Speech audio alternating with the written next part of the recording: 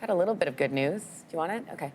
Companies are getting creative about helping others during the pandemic. One example, some distilleries are now shifting production to make hand sanitizer instead of alcohol. The idea is that we're going to basically give it for free to all people who can't afford it and all people over 65. For those who can't afford it, we will charge $3, where the proceeds will go to the food bank.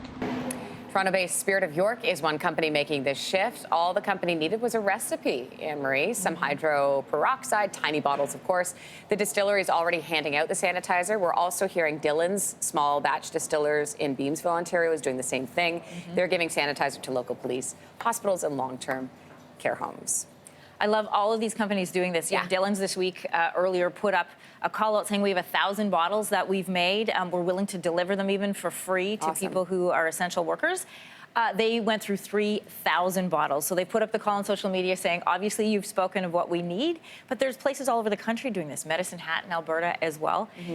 The analogy's been made that, we're at war against a virus. And remember in, wartime, we saw factories repurposed for other things. I love seeing the distilleries taking this on themselves, saying, what can we do to help? And that is the question. I think a lot of people are feeling that too. Obviously, you've got a lot of time on your hands, those that are home in self-isolation, and you're thinking, okay, so what can I do? You've seen a lot of the kind messages on social media as well, with helping out seniors, delivering food, whatever you can.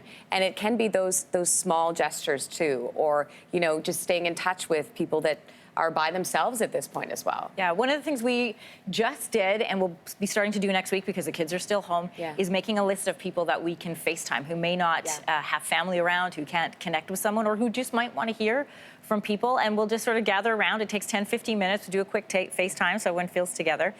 Kelsey, I don't know if you remember earlier in the week, you and I were both here, and a friend of mine who lives in Italy, so they've been in lockdown since March 9th. We were chatting with her, kind of trying to get a look ahead at what life looks like and feels like. And I asked her advice at the end. What's your advice to us now at the beginning of our self-isolation? And she ended by saying, just be kind to each other. Remember to be kind to your grocery store attendant, to whoever you see on the street. Smile, say hello, and say thank you. Yeah, and I think it's so important to really connect with people when you're able to. For example, yesterday I was able to get to the grocery store, keeping our social distance, and I asked the cashier, I said, how you doing? And her eyes instantly filled with tears.